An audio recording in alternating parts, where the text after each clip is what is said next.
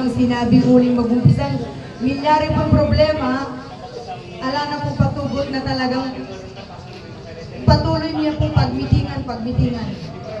Yan po,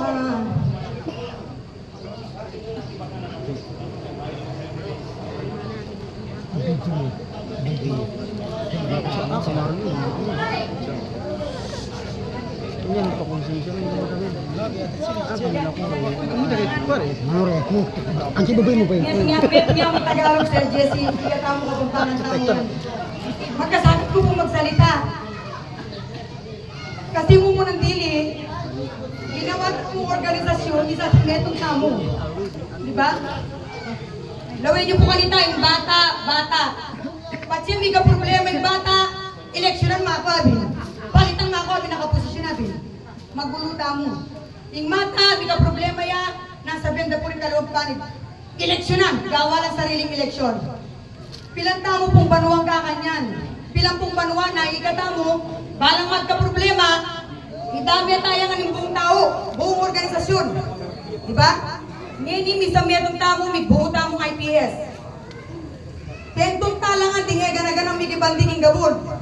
Baka nita lang magkamali. Diba? Nung natatandaan niyo po yung JMA, nasa benta mo, ninong may ipagpirmahan at chiptiken, ay nila makuluta. Diba, may muwala rin aliwakan nita. Pero sa samas ng tamo, may buuing IPS, may buuing IPO. Ikita mo po, nung makanalo yung IPS, ikayo po yung ating karapatan, ikatamuhan buong kamainan. Ikatamo mo po yung pwedeng magdesisyon. Diba? Yan ko po, pangat talaga ng IPO, may gobra tamong gusto. Andiyan yung chairman. Kaya betala po may gobra, dito po pinalakad kayo. Pero siyempre, tao-tamo mo magkamali. Diba? Magkasala tamo po. Ninuwari kayo ng alang kasalanan. Ikatamo man magkasala.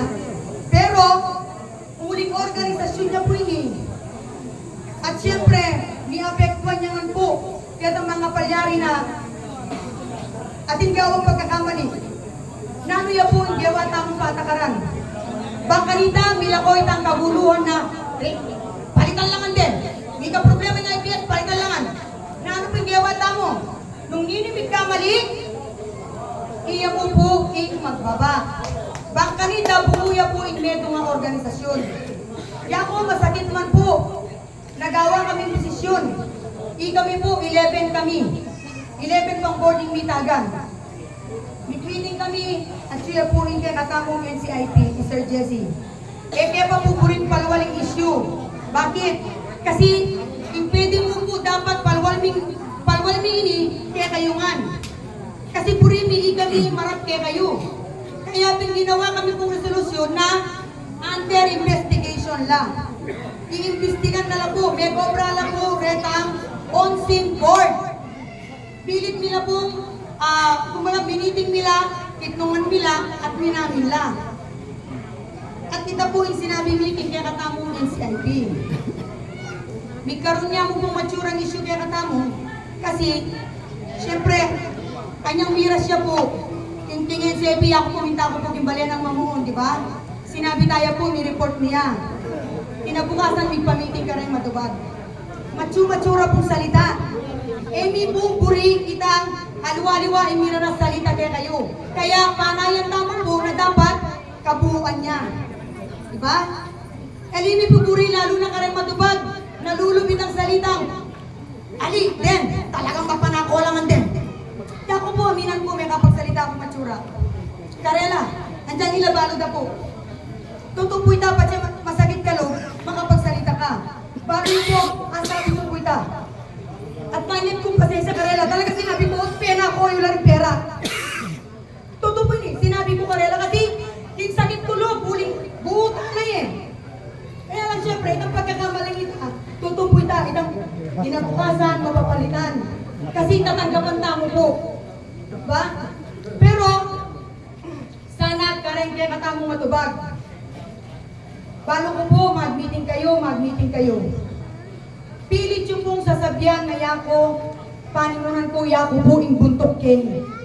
Kanita pa naman, sasabihin nyo, yako po ing mamuntok ng chairman. Eke po, telanan yung gamat ng chairman para pumirmaya, ketang eko puri. Eko po gewang ang chairman yan. Yaku po yung mag-advise kaya, uling balo ko yung makabasa. Yaku po yung mag-advise, Kuya, pwede magkamalita mo ken. Kuya, pwede magkamalita mo ken. Ali po ibig sabihin, sasabihan ko ita, bubuntukan ko ne. Kasi eko po rin magkamali eh. Diba? Kasi baluta mo atin yung sariling desisyon. Kaya pindindang tayo pumigsalita natin, namin kang pa magkamali, yan ginawa ka rin. Siguro po, yung pagkukulang ko, aminan ko po, ikamingan pong 11, siguro din kami pagkukulang talaga, yung milyari. Balo yun ano po yung pamagkulang niya. Kasi, kaya kami may kulang na emi talagang sinilipita, masyado kong maragong tiwala karela. Masyado ya pong migtiwala, ikekatamong buong board. Diba? Kaya ikatamong ang Kenny, kung sasabihin niya tamo magtiwala king itong, okay mo po na magtiwala tamo.